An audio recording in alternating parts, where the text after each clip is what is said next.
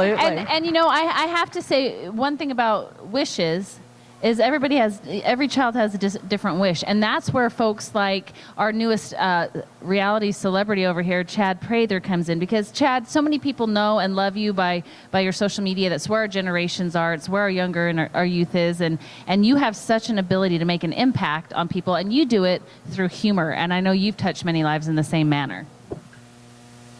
Thought I pulled the microphone. This guy over here, look what he's doing. Gotta love a good sound guy over here. Thanks, Monty. Yeah, thanks, Monty. Hey, put that on there again. I liked it better. Yeah. Are you doing it? That's perfect. It sounds like I've been sucking helium. All right, that's enough. Yeah, so with friends like these, right? No, yeah, well, it is, and that's kind of what I was wanting to do, is build a platform for influence, and that's kind of what social media became for me, as an opportunity to impact people's lives. And it's quite a platform. It's interesting. I mean, when you got millions of people watching these videos, and when I started doing those videos, I had a production assistant on a TV show that I was working on, and she said, "You're always doing these humor videos. Why don't you put them out there for a broader audience?" And this was a few years ago. And I said, "I don't think anybody's going to watch them." And she said, "Well, I think you're wrong." She said, "Just try it." And sure enough, the thing took off, and a lot of people started watching them. So it's a very humbling thing, and you have to be real careful, because so many people are listening to your words. You want to say it the right way. And I have people all the time who say, you know, "Are you reading these things, or is it scripted? Is there a teleprompter?" And they're not. They're not scripted. Usually I just have a thought, and I pull over on the side of the road or into a driveway or a parking lot somewhere, and it's kind of my therapy to run my mouth to talk to the phone. It's a lot cheaper than going to a therapist, I can tell you that. And but through that, so, you know, it's connected me with a lot of people. One of them is a guy that I tour with by the name of Cowboy Bill Martin. Cowboy Bill started an organization about 5 years ago called Cowboys Who Care. And so I'm a board member with Cowboys Who Care, and we just simply, wherever we travel, we go to a children's clinic, and we give cowboy hats to kids with cancer and other life-threatening diseases. We're not raising money for treatment. We're not trying to find cures. We're just putting smiles on people's faces.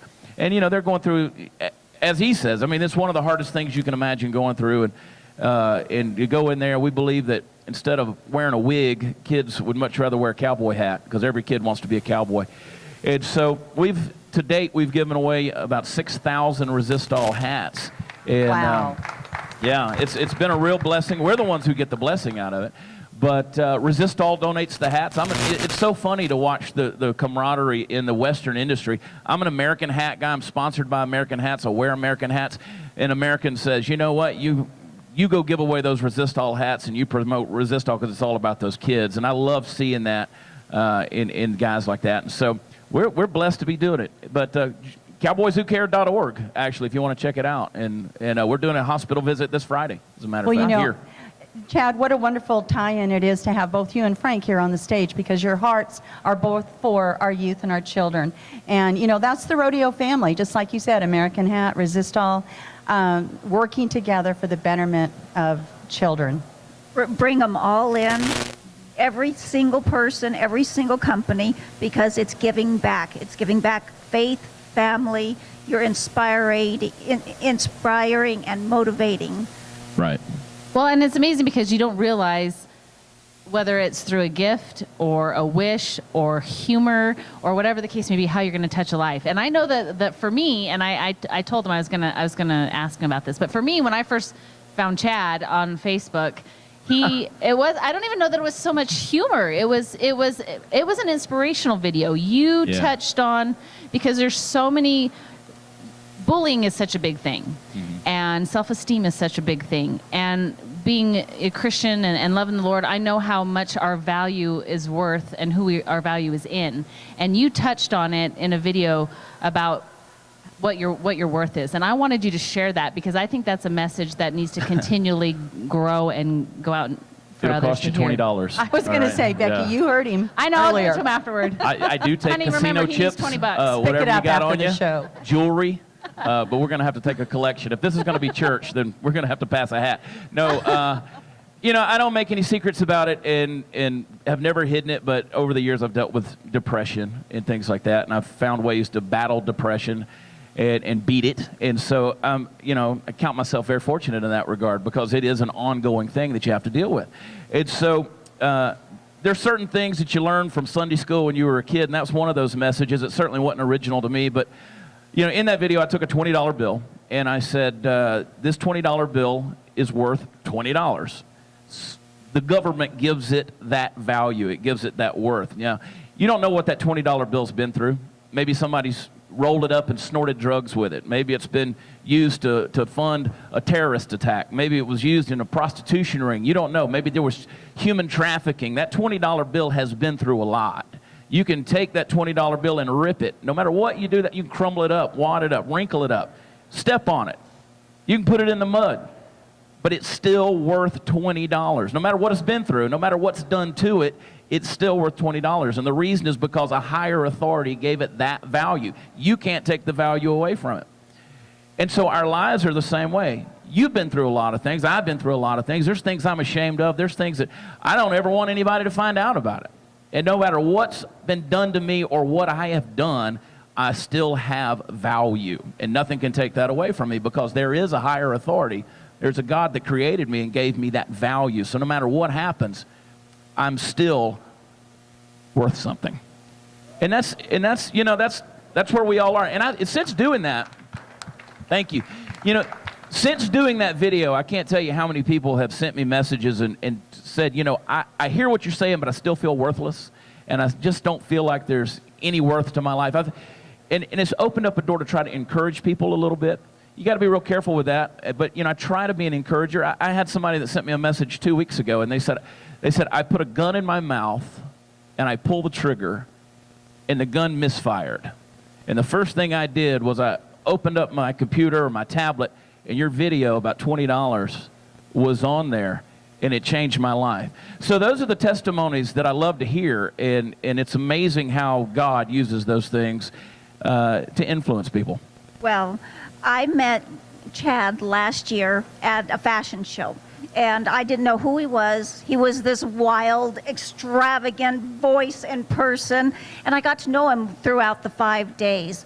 And I contacted him later. I was kind of in a little rut. I came to him not even thinking he was going to answer my message. And I was like, okay, Chad, this may sound a little silly. I represent myself. They're saying that I'm kind of where I'm going to be. I can't go any higher. And how do you do it? You probably have 100,000 people helping you out and representing you. Can I keep going, or am I kind of done? And he answered that message and several other messages without even really knowing me, touched my life and give me this drive and energy to keep going. This gentleman is absolutely phenomenal, and so is Frank. I mean, think about all the lives that they're touching each and every day. Can I get my mother on the phone and you repeat that? Because she doubts it.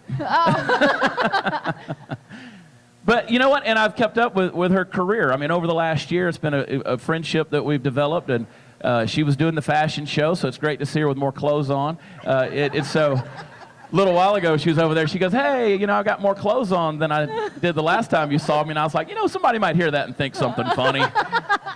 But Yeah, she's it was very amazing innocent. and beautiful soul Bobby Jean, inside you're and turning out. red. And I know we had a great time at that fashion show. I miss doing it. Somebody last year, they said, "Are you really the MC for the fashion show over at the Gold Buckle Zone?" And I said, "Yeah, I am." And they said, "Why would you do something like that?" I said, "Are you kidding me? I've got 30 of the most gorgeous women in Las Vegas backstage, and I'm the only dude." I'm telling you, it's the best gig in town. And so we did, 5 nights, 6 nights? Yeah, it was a great show. It was a lot of fun. But somebody had to do it, right? Somebody had to do it, and I sacrificed. Twist his arm, huh? Well, and they called you Frank first, but you were unavailable, right? Okay, all right, we knew this. I was backstage with blinders on, like Yeah. this. Yeah, sure. No, it was a lot of fun. And a great friendship has developed out of that. So thank you for saying that. Yeah, well, and thank you, because not just my life have you touched and inspired, but thousands of people, you have done the same too.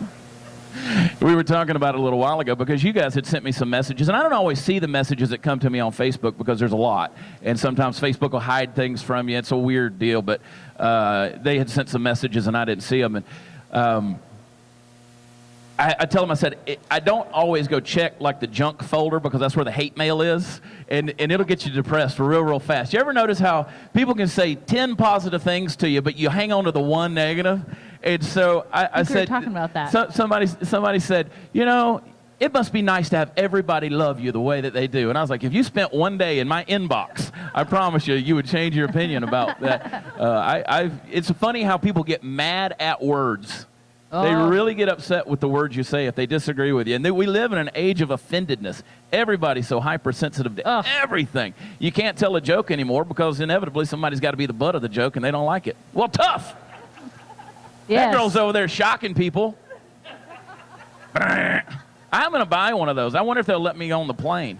That lady's stealing stuff from the recycle spoon. This is a kleptomaniac's dream in here. Well, and you know, it's what is also really, you were talking about being offended and the positives and the negatives, and we talk about that a lot. I talk with my daughter and so forth about it takes one positive to replace or one negative, 7 positives to replace it. And I know that in your career, Frank, I mean, your organization blesses. You bless by laughter and comedy. But there's always going to be the naysayers, and you just got to persevere. Did you encounter that when you first came up? Or? Oh, yeah. It was very difficult to, in fact, start the foundation. And as I've got fellow police officers here from California that I know. And by the way, thank you, gentlemen, for showing up in your service. He's wearing an American hat. Yep. But, and even in police training, the thing we're taught in our academy is to get that negative, change it to a positive. And I used that in starting the Make-A-Wish Foundation. So many people said, you can't do this, it'll never work. There was nothing like this in the world. And obviously we kept taking those negatives, changing them to positives. I want to touch on something on our first official wish. I was the first president and CEO, but I never took a salary because all the money I wanted to go to the foundation. I had a job, I was a police officer. But I told our board that someday we're going to be granting wishes all over the world, and they all laughed at me except one young lady who then was my girlfriend, and I got my wish 3 years later when she said I do. So that's my wish. Now come on, ladies, that's usually an aw. Come on. Aw.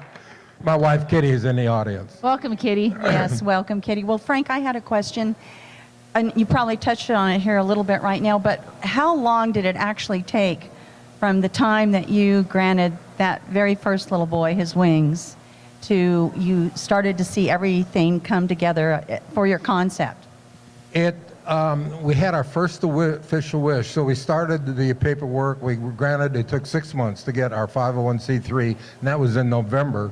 And then in March of 1981, we granted our first official wish. A little boy, again, leukemia, terminal leukemia, 7 years old, wanted to go to Disneyland, which took a lot of effort to open up those doors for Disneyland. And again, that perseverance, they kept saying no, they didn't know who we were. We kept taking that negative to the positive. And when Disney finally opened the doors for us, now 36 years later, one of the biggest sponsors of Make-A-Wish Foundation, literally billions of dollars. Wow. But because of that first wish that we got national press, NBC Dateline picked up because who is this foundation? What are they doing? We've never heard anything like this. And that was our release. Within 3 years following that, in 1983, we now started doing chapters all over the United States. And because of the media, because of folks like you that gave us the recognition we needed.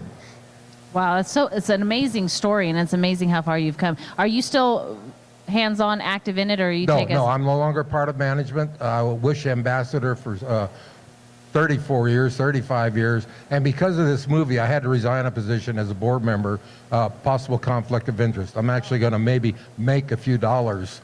But the movie is a period piece, 1950 to 1980. There's very little about Make-A-Wish in it. It's all the events of my life, my childhood, and then meeting the little boy that inspired the whole thing, that because of him, what it is today. Well, you know, earlier I was visiting with Frank before we came on, and I spent close to 20 years in the state of New Mexico and had a trophy buckle business, and we employed some of the very finest Navajo silversmiths in the nation. And one particular silversmith and his family, I was telling Frank, this was such a big deal, and we were all so thrilled. We did send-off parties for them. Their little boy was terminal with cancer, and the local Make-A-Wish Foundation through Farmington, New Mexico, got together with Make-A-Wish, and they sent him and the entire family to Disney World in Orlando. And it was the first time that any of them had ever been to an airport and stepped on a plane. And so it was a memory of a lifetime, Frank. Oh, yeah, and again, Make-A-Wish, it's not just for the child, it's for the family. Because, and when there's a wish, if it's brother, sister, mom, dad, grandma, and they all want to go, it's for the whole family, because the family has gone through the same thing the child is going through. So if it's a travel wish, for example, we want them to forget about the price of a hot dog, hotel, everything else. Just go out as a family and have a good time. And sometimes we call it the power of a wish, because you said terminal in this case. And we changed our mission about 20 years ago to children with life-threatening illnesses, because through the grace of God, modern medicine, 70% of the children are now surviving, where before it was all of the children were Wow, passing away. amen. Amazing. But we call it a power of a wish. A doctor will say, listen, you've got to do this wish in a couple months because the child's not going to survive. The child goes on a wish, comes back, and goes in remission. The doctors cannot figure it out. They have no idea. I can figure it out. The child says, you know what? I had a great time. I got other stuff to do. Let's forget about this disease and get on with living. I speak all over the country now. I have so many people on a meet and greet afterwards come up, and my biggest reward is they'll come up, introduce themselves, and say, I'm a wish child. And this wish child is now an adult with kids of their own. Yeah. Now, Frank, don't you have a book that just recently came out? Yes, I do have a book that was released last month. It's called Wish Man, of all things. And it's available on Amazon. Wonderful, wonderful. Well, and Chad, you said you were going to the hospitals here pretty soon.